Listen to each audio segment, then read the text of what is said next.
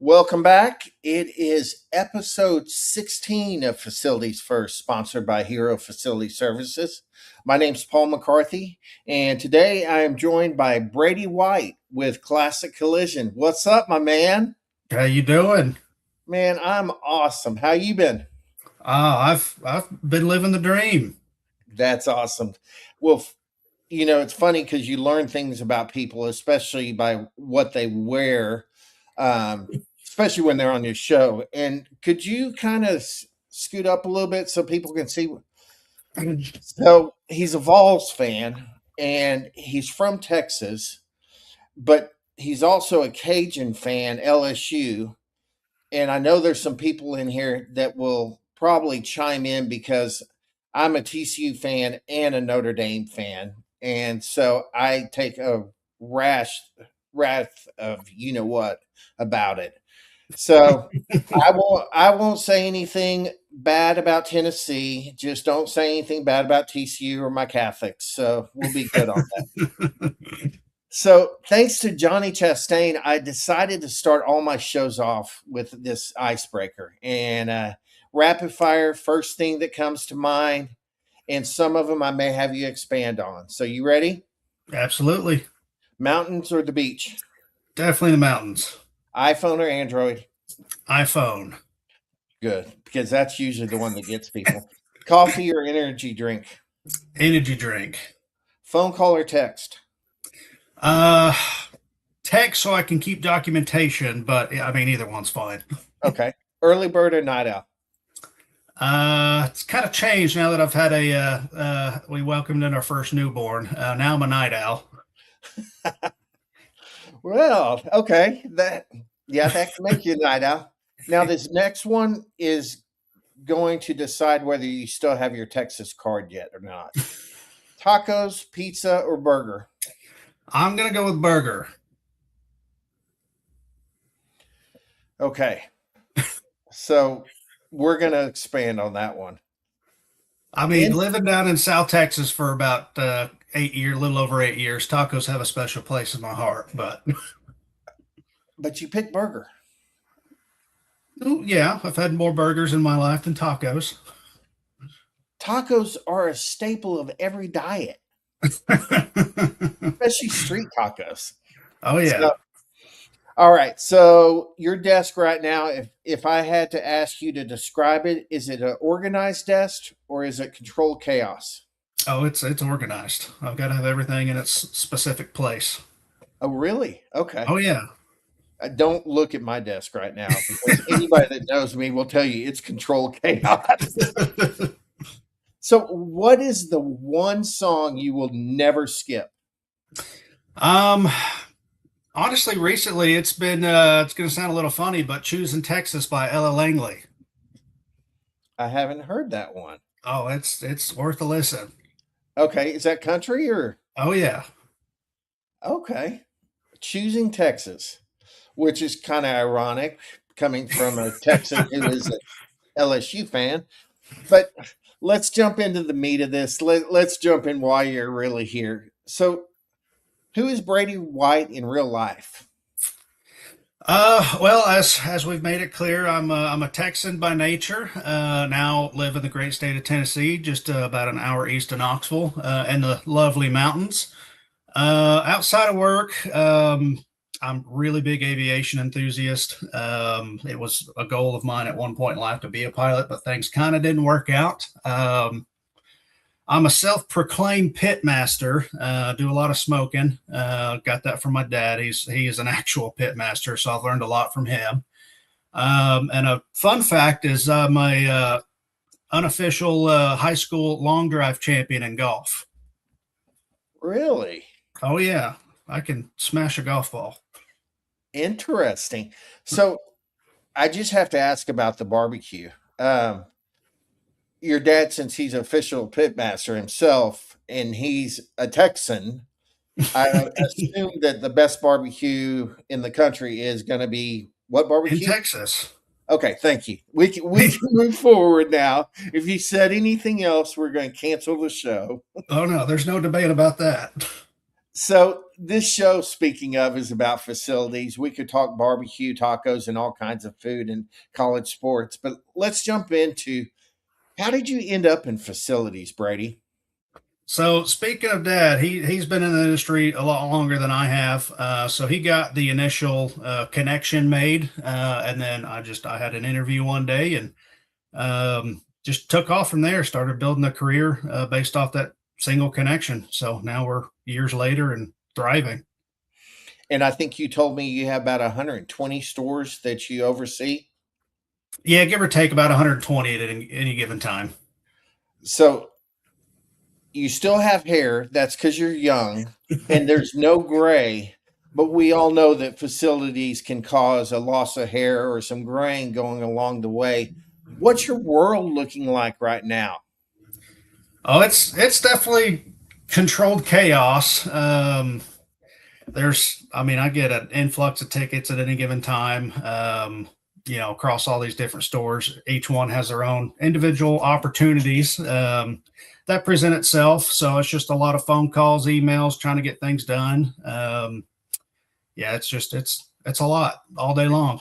All day long, and it does not stop. Not at So all.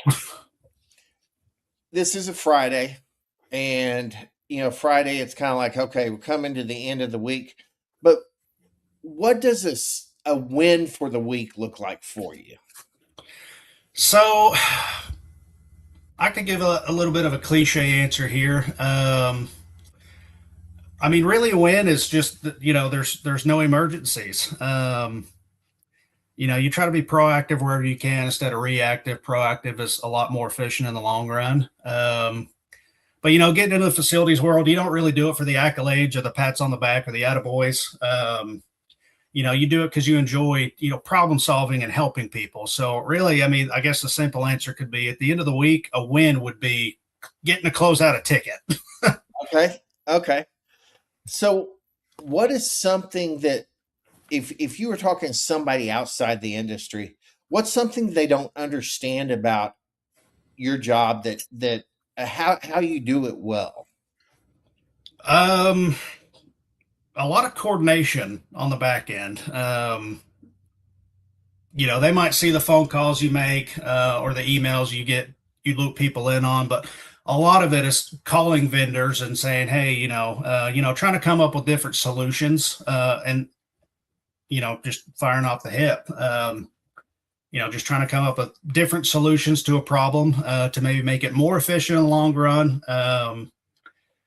Managing vendors, managing timelines, budgets, and then the big one is, of course, managing expectations across your markets. Each market has its own different needs. And the way you communicate and handle those issues in these different markets is a big factor in it that I don't think a lot of people outside our world know about.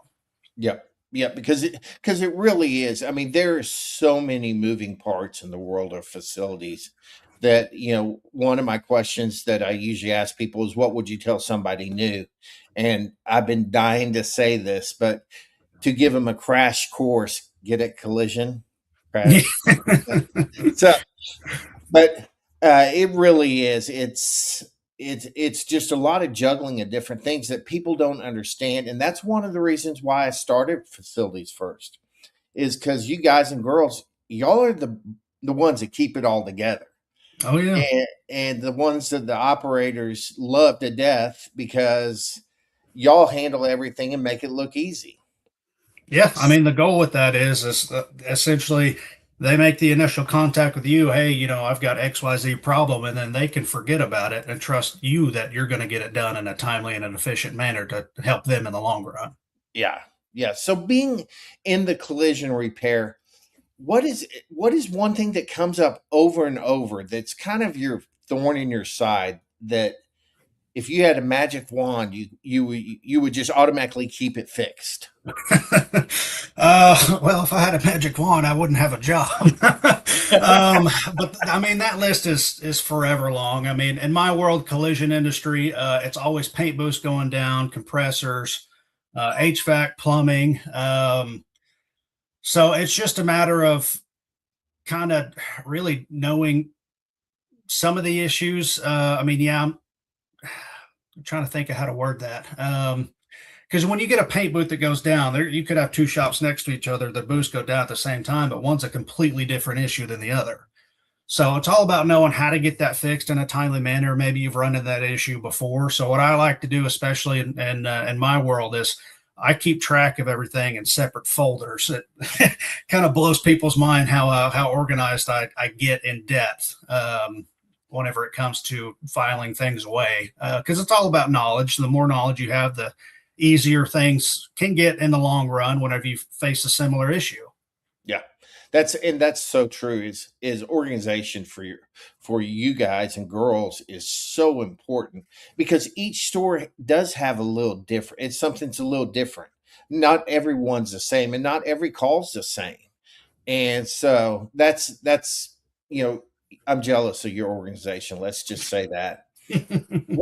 What's something that you do on a daily basis that somebody that looked at you would go, God, that's boring, but it really, really saves you a lot of pain later.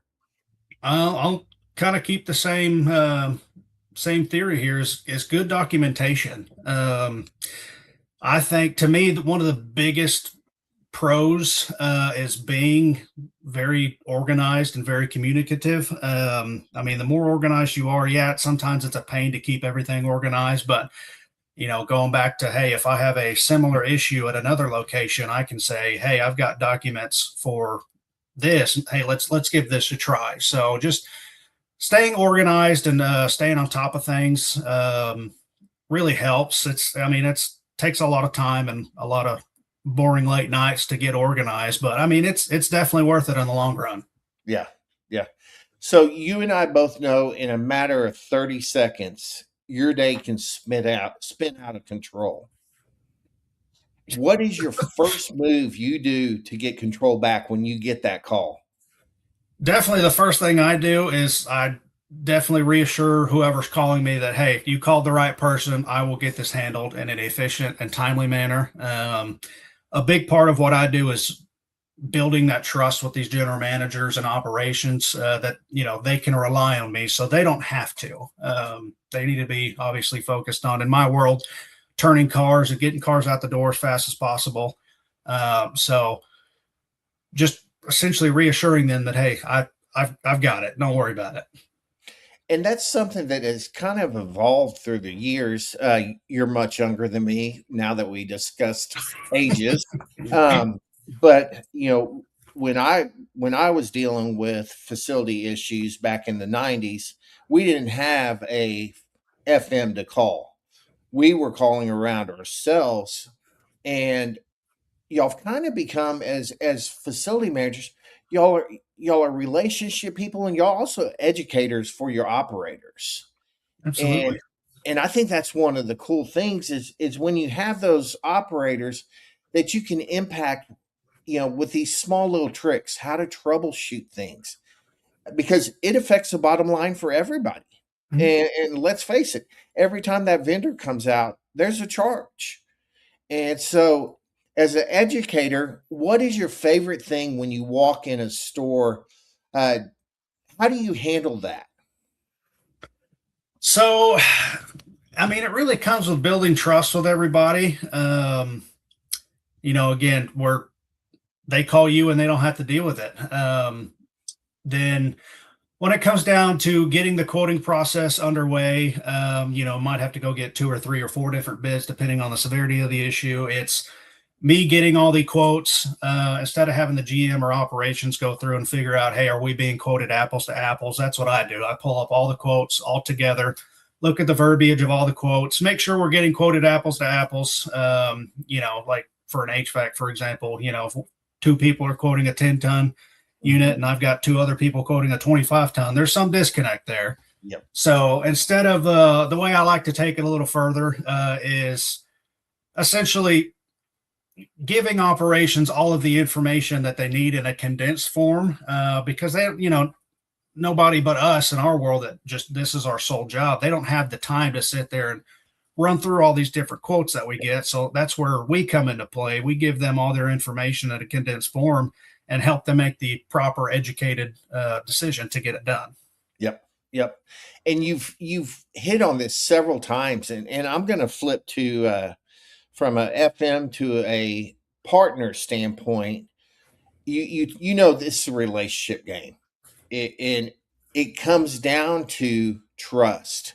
So you've said it several times. What do you think people underestimate about trust in relationships and in business in the facility world?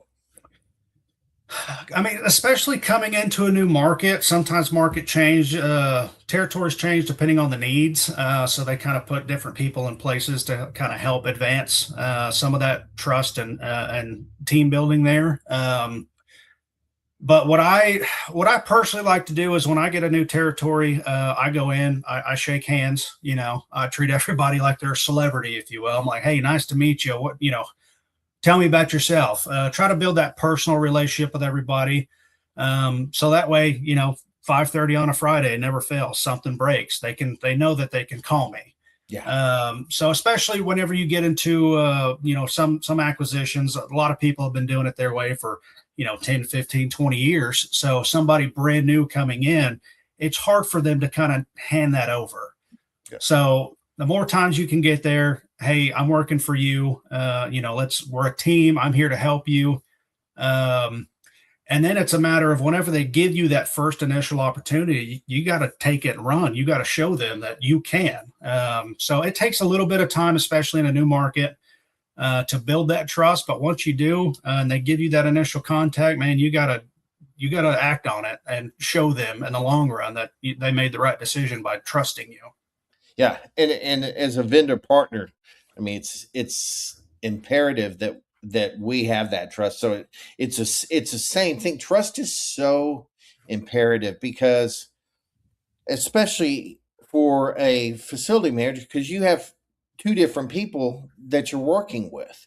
You're working with the vendor and you're working with operations, and you've got to be able to be the liaison and kind of coordinate and help coordinate. So, speaking of vendor partners, you've probably had several, but what separates a great partner from a headache in the first 30 days?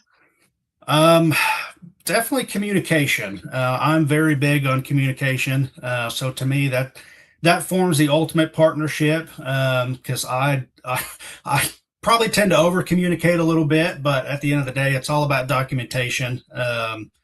So that's really probably my top answer is communication. That you can stay proactive instead of reactive. Getting to know everybody, trying to figure out how to work well together.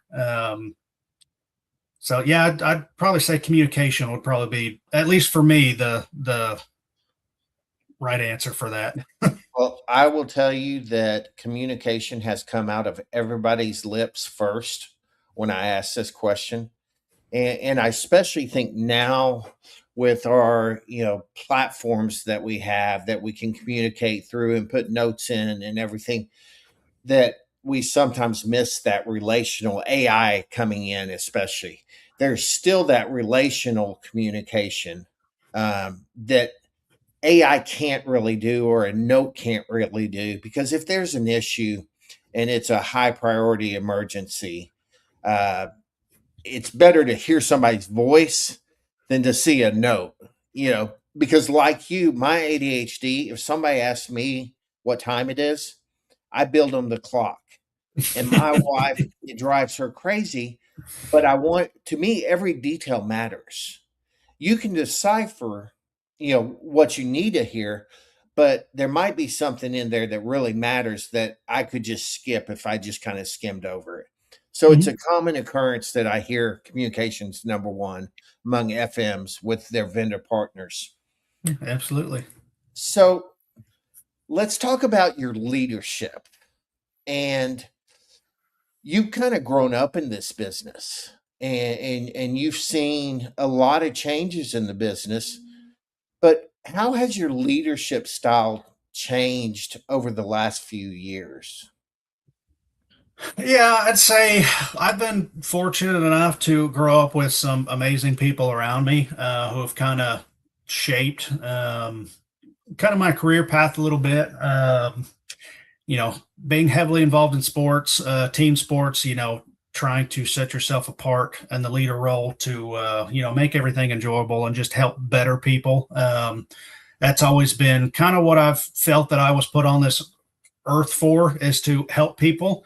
Um, so I'd say, well, and we just welcomed in our first newborn. She's 8 months old now, so she's the boss. So I'm essentially trying to be a different kind of leader in a different way. Work versus at home now. Obviously, I'm tasked with leading my family in the right directions. So it's, to me, a big challenge about being a leader is, especially when you have a lot of people on your team, is trying to figure out how to be, a good communicator to all of them. People reciprocate things different ways. So it's all about, and, I've got 120 plus shops right now. So that's 120 different GMs that, a lot of them talk a certain way, if you will. So you've got to know their issues and kind of know a little bit about their background to help them understand things a little bit clearer, if you will. I agree 100%. One of the things I always say is you have to treat people like a bank. You have to make deposits to get withdrawals. And when you're in a leadership position and you have 120 different operators, John at store number 32 is going to be completely different than Maria at store number 58. Mm-hmm. And so you learn the one that you can be straightforward with, and you learn the ones you have to kind of sugarcoat and kind of walk through. And that's a true sign of a leader, is when you're able to see that, because a lot of people think it's one size fits all. So Definitely not. it's definitely not. So with that being said, what is your daughter's name? Brienne. Brienne. Okay. So she is the boss from now on. I have to go through her for all scheduling and everything. Okay, good deal. So, talking about leadership and continuing on that subject, what is one leadership skill or trait that you're still working on right now? Um, I mean, being a leader, you really never stop trying to grow and better yourself. As a leader, you're really only as good as the team around you. So to me, if you're not actively, trying to help grow your team, and, help them and to better themselves as well, and, potentially grow them into leaders, then, to me, that's essentially a failure, for lack of a better word. So that's always something I'm trying to work on, is, trying to bring everybody up, help them out where needed,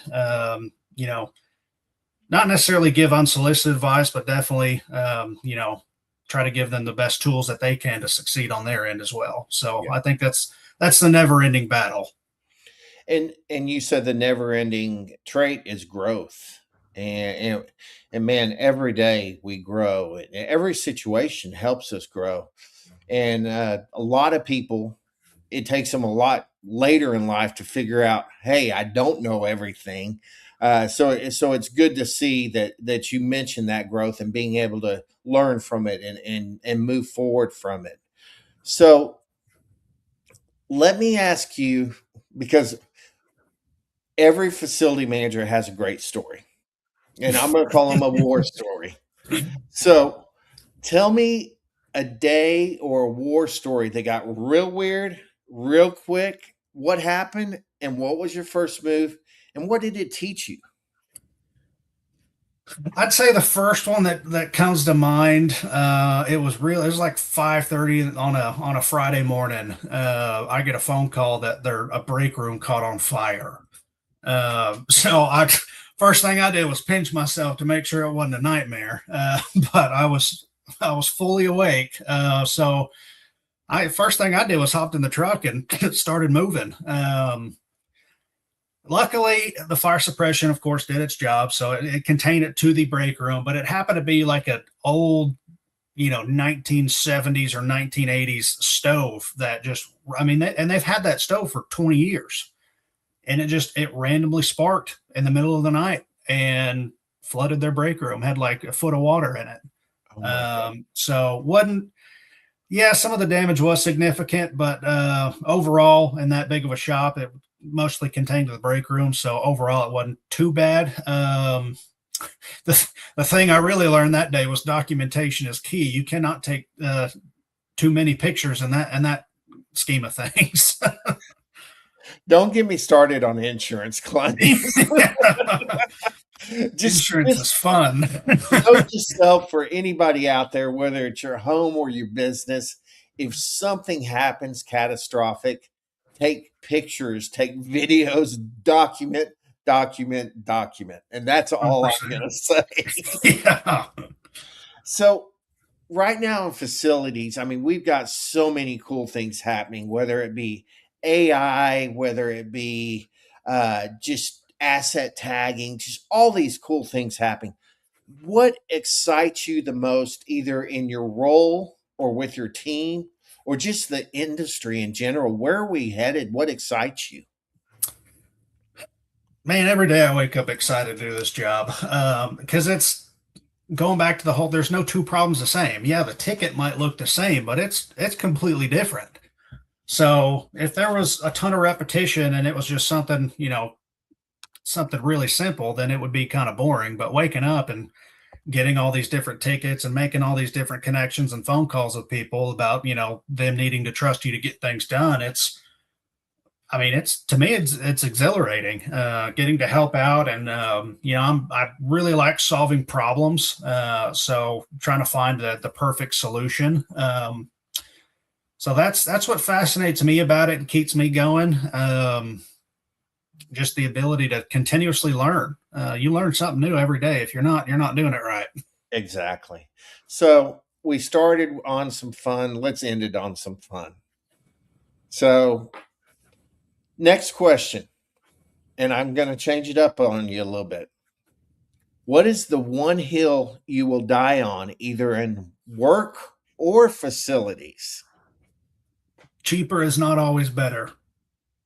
Okay, elaborate. I get and certain. I mean, everybody does.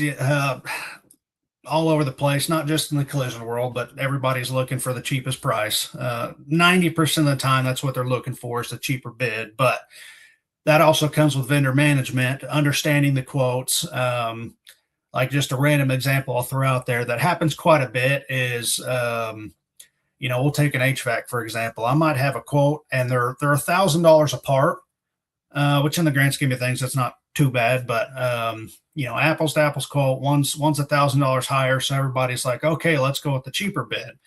But the thing that as a facilities person, you have to understand is lead times is a huge factor in it because this company A, who's $1,000 cheaper, might say, oh yeah, this is 7 to 14 days out, whereas company B can get it done for $1,000 expensive, and they've got it sitting on their shelf.